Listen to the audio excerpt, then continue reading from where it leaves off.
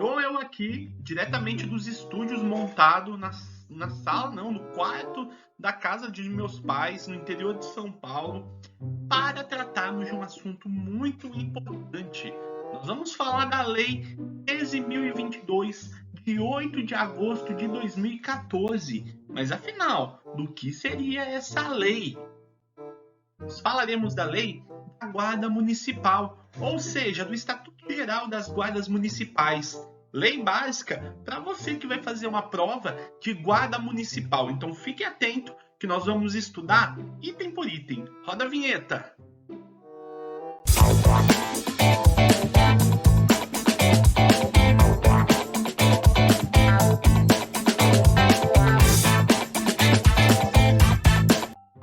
A necessidade de regulamentação via estatuto decorre da redação originada no artigo 144, parágrafo 8º da Constituição Federal. Lá, ele traz o poder dos municípios instituírem suas guardas municipais, armadas e permanentes, para oferecerem o PIS, proteção aos bens, instalações, serviços à população, com poderes de polícia administrativa e também judiciária. Ocorre que o próprio Comando Constitucional ele dispõe a necessidade de uma regulamentação via lei própria. Dessa forma, em 2014, nós tivemos a edição da Lei 13.022, de 8 de agosto de 2014, que dispõe sobre o Estatuto Geral das Guardas Municipais, que visa regulamentar exatamente esse parágrafo 8º do artigo 144 da Carta Magna Nacional. Reforçando esse entendimento, basta a gente analisar o artigo 1º da lei, que fala que essa lei institui normas gerais para as guardas municipais, disciplinando o parágrafo 8º do artigo 144 da CF. Cabe também analisarmos o artigo 2º dessa lei. Ele fala para a gente o seguinte, vamos na tela? Incumbe às guardas municipais instituições de caráter civil, uniformizadas e armadas, conforme previsão legal, a função de proteção municipal, grifa aí, preventiva, ressalvando as competências da União, dos Estados e do Distrito Federal.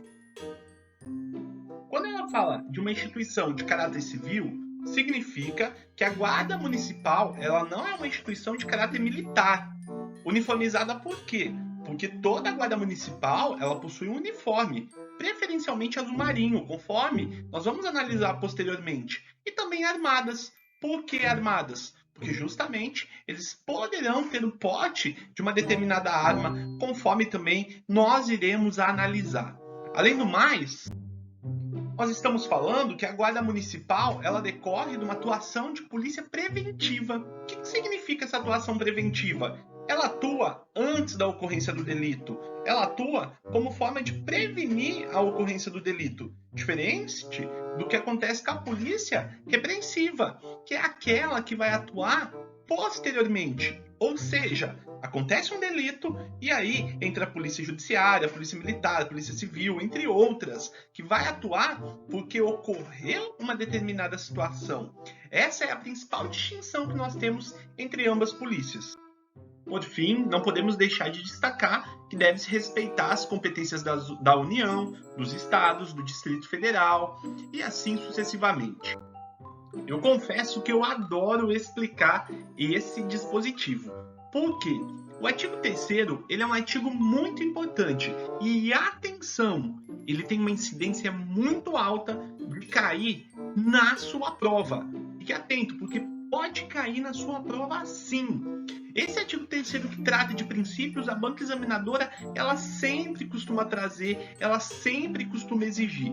E para a gente memorizar ele, tem um macete de outros professores, não é um macete meu, vou assumir aqui para vocês, mas que eles falam que é o famoso QP3. O que seria o famoso QP3? Quando a gente fala de QP3, primeiro a gente fala do compromisso com a evolução social da comunidade. Então, C de compromisso com a evolução da sociedade se desenvolver. Esse é o primeiro elemento. O segundo ponto, uso progressivo da força, por isso U. Por que o uso progressivo da força? Porque você não vai chegar, enquanto guarda municipal, chegar para matar, para acabar com a vida da pessoa. Não. Primeiro você conversa, se não tiver jeito vai ter que usar uma arma não letal, até chegar numa arma letal, se for de último caso. Por isso, uso progressivo. E aí nós temos o P3, que seria proteção, preservação e patrulhamento. Nós temos preservação da vida, redução do sofrimento e diminuição das perdas, patrulhamento preventivo e proteção dos direitos humanos fundamentais, do exercício da cidadania e das liberdades públicas. Olha só, o inciso 2º, quero te chamar a atenção para uma pegadinha. Banca examinadora costuma colocar, ao invés de redução de sofrimento, eles costumam colocar que é o papel da Guarda Civil a eliminação desses sofrimentos. Mas se isso acontecer, cai fora que é cilada. Não é papel da Guarda Municipal eliminar, mas sim reduzir. O grande dilema do artigo 4 é nós entendermos as competências da Guarda Municipal. Porque o caput diz o seguinte: é competência geral das guardas municipais a proteção de bens, serviços, logradouros públicos municipais e instalações dos municípios. Porém, o grande detalhe está aqui no parágrafo único, que ele fala: os bens mencionados no caput abrangem os de uso comum, o de uso especial ou dominiais. O que seriam essas expressões? Para a gente resolver isso, passe a necessidade de nós analisarmos o Código Civil. O Código Civil vai trazer essa nossa interpretação. Então, a primeira imagem que aparece para você é o bem de uso geral ou de uso comum do povo. O que é isso? O artigo 99, inciso 1º do Código Civil, não precisa anotar, só por amor ao debate, ele fala que são os bens destinados à utilização do público em geral, sem uma necessidade aí de permissão especial, que é o caso de praças, jardins, ruas, estradas, mares, rios, praias, enfim, tudo que é de uso geral ou comum do povo, como o próprio nome já diz. Agora, nessa segunda imagem, você pode observar que diz respeito aos bens de uso especial. São os bens móveis, são os bens imóveis, que são destinados aí ao uso do próprio poder público para que ele possa prestar um determinado serviço. A população ela vai utilizar na qualidade de usuária do serviço.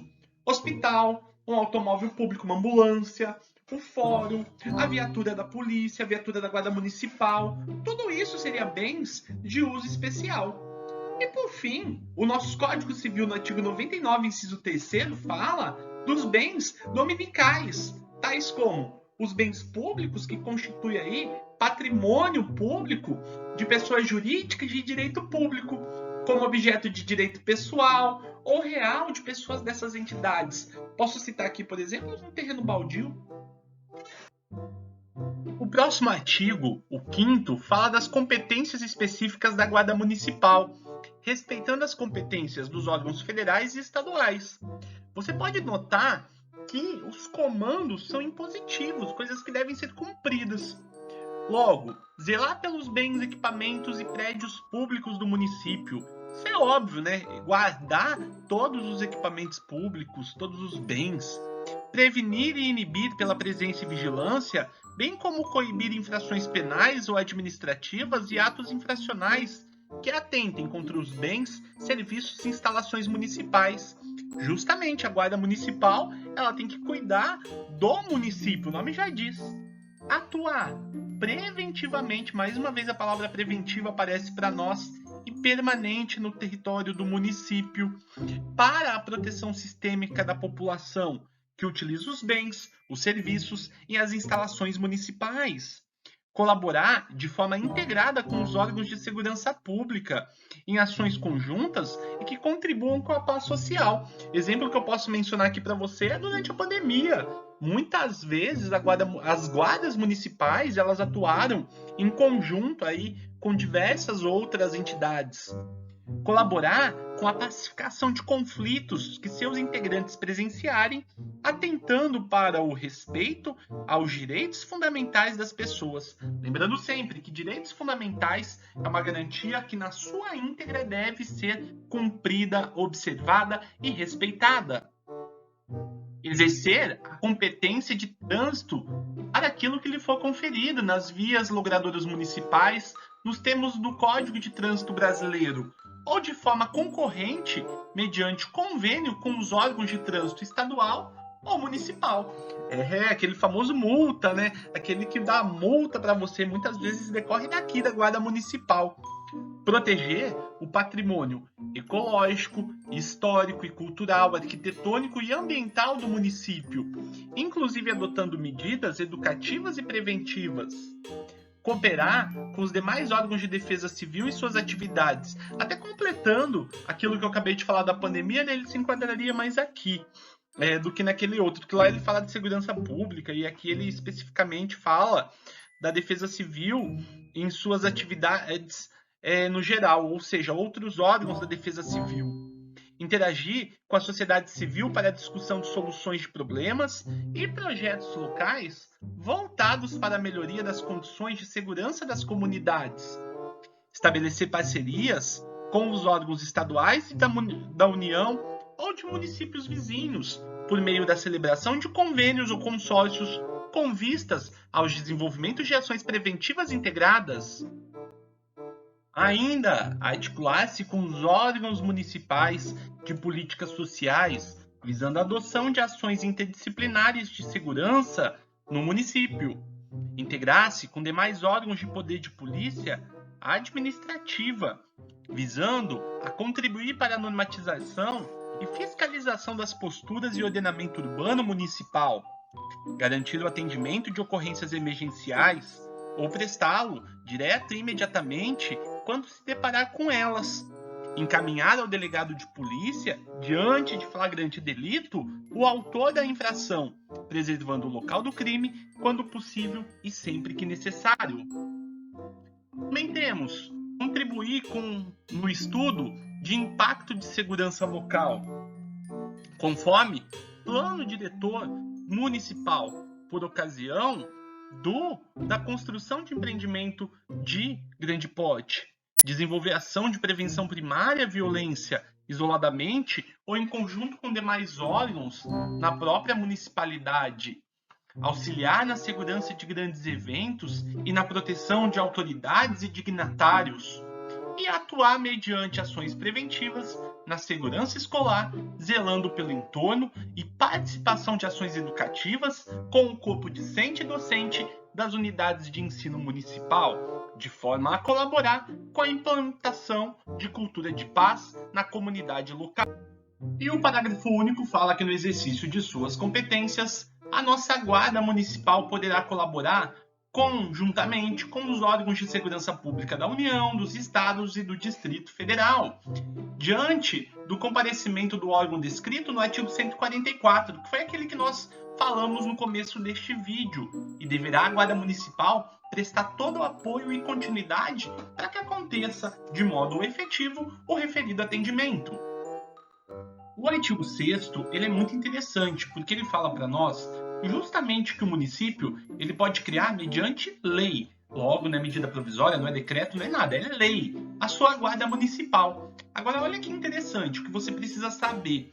A guarda municipal ela é subordinada ao chefe do Poder Executivo Municipal. Quem que é o chefe do Poder Executivo Municipal? É óbvio que a guarda municipal ela será subordinada à figura do prefeito. Um outro elemento bastante importante é no que diz respeito ao quantitativo de guardas municipais que cada município poderá ter. O dispositivo legal, a nossa lei, fala que 0,4% de população em municípios com até 50 mil habitantes. Agora, poderemos ter 0,3% em populações com mais de 50 mil e menos de 500 mil. Esse é um outro quantitativo interessante. E por fim, nós temos 0,2% de população em municípios com mais de 500 mil habitantes, desde que o efetivo não seja inferior ao dispositivo anterior que eu acabei de mencionar para você.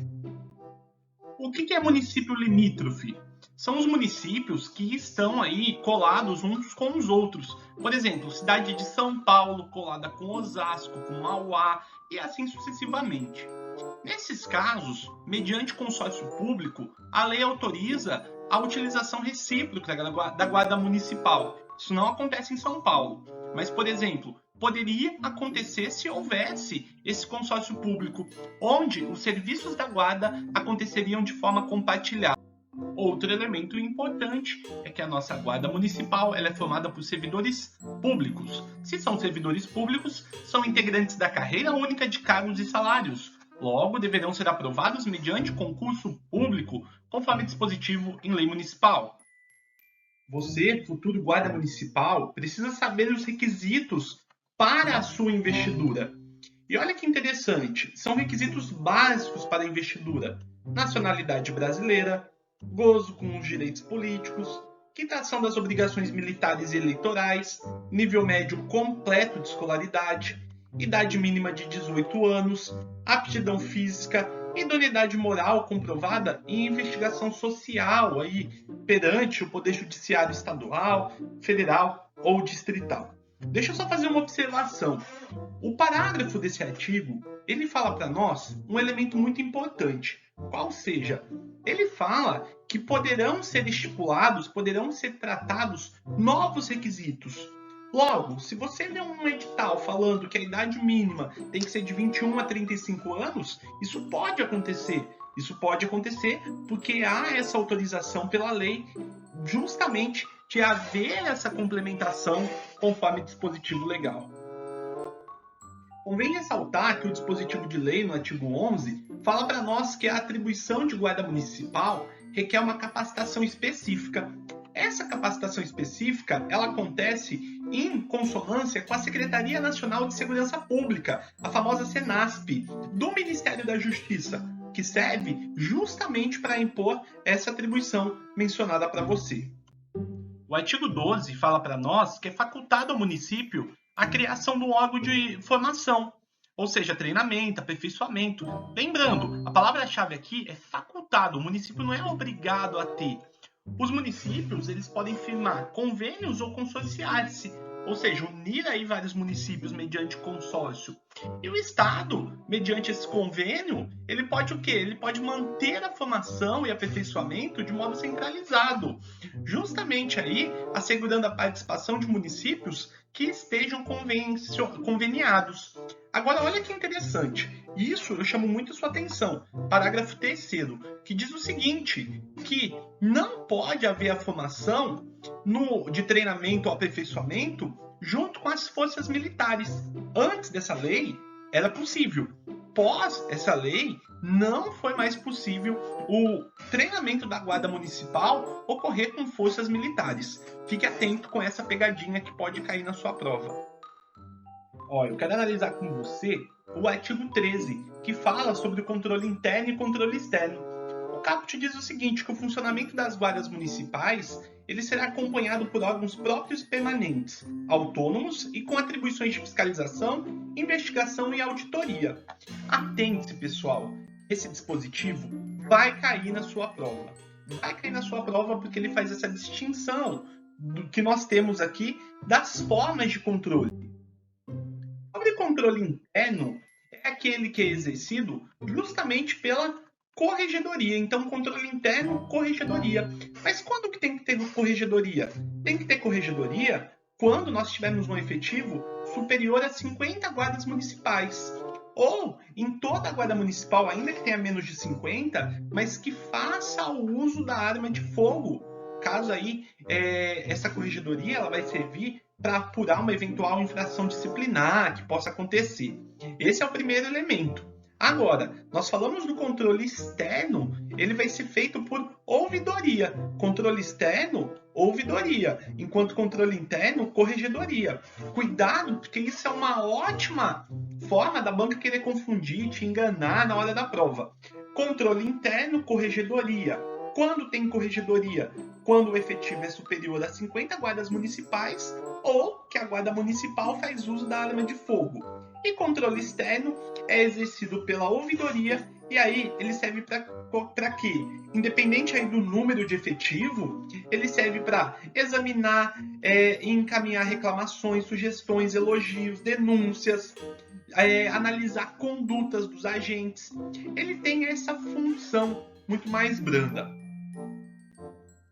Temos ainda que o Poder Executivo Municipal ele pode criar órgãos colegiados para exercer o controle social das atividades de segurança do município, analisar a alocação e aplicação dos recursos públicos, monitorando os objetivos e metas das políticas municipais de segurança e, posteriormente, a adequação e eventuais necessidades de adaptação das medidas adotadas em face aos resultados obtidos.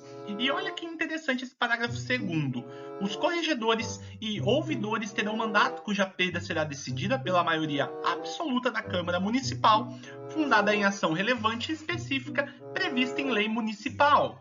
Veja, uma vez que você é corregedor ou ouvidor, o prefeito ele não pode te tirar. Você só pode ser retirado do seu cargo mediante a votação da Câmara Municipal por maioria absoluta.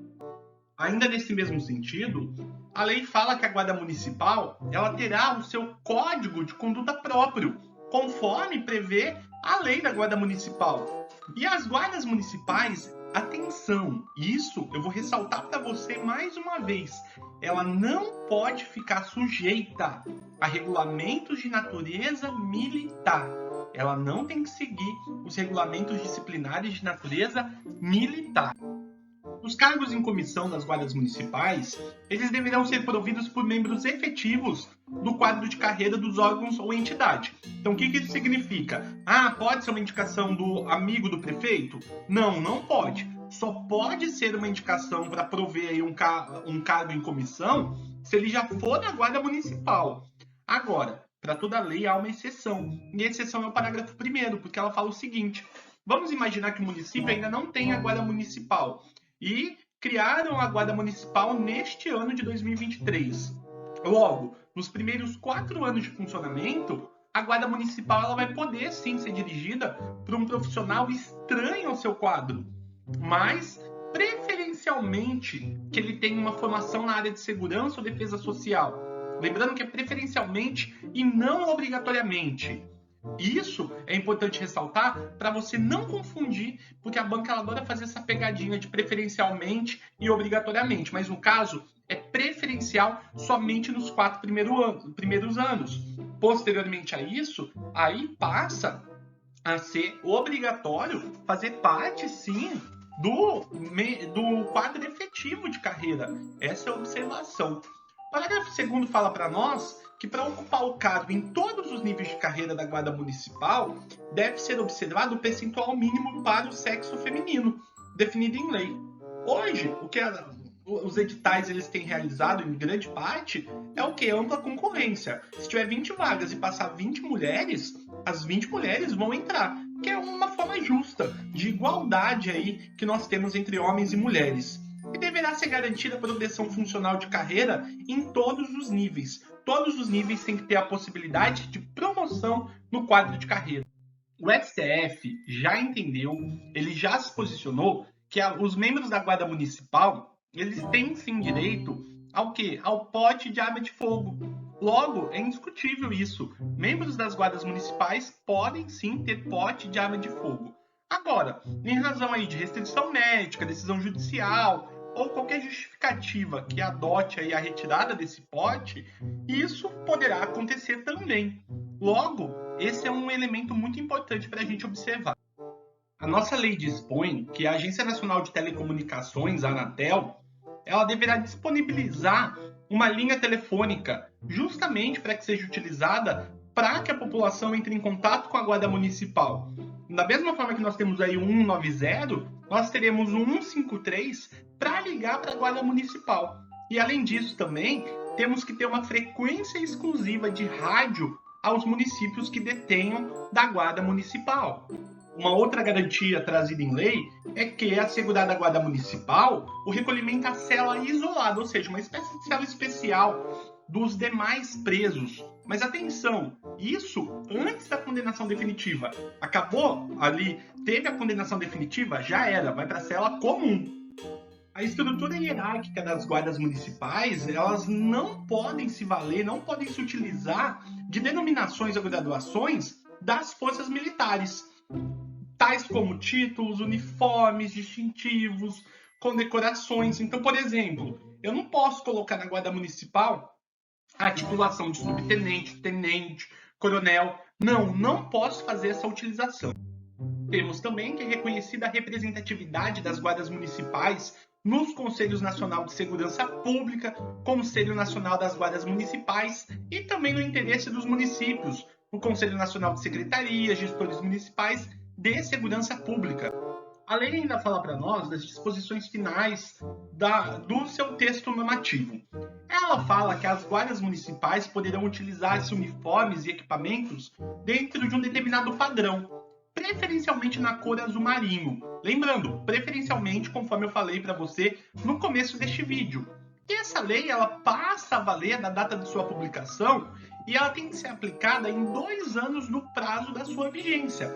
Logo, ela já está sendo aplicada faz muito tempo, visto que a lei é de 2014. Além disso, é assegurada a utilização de outras denominações consagradas, como Guarda Civil Municipal, Guarda Metropolitana e Guarda Civil Metropolitana. Caramba, falei demais e cansei, mas eu espero que você tenha aí anotado os principais elementos dessa lei tão importante e que você faça uma boa prova, faça um bom estudo e, obviamente, conte sempre comigo. Ah, e lembrando, não deixe de assinar aqui no meu Instagram, @profguilherme, deixe seu like, deixe sua curtida.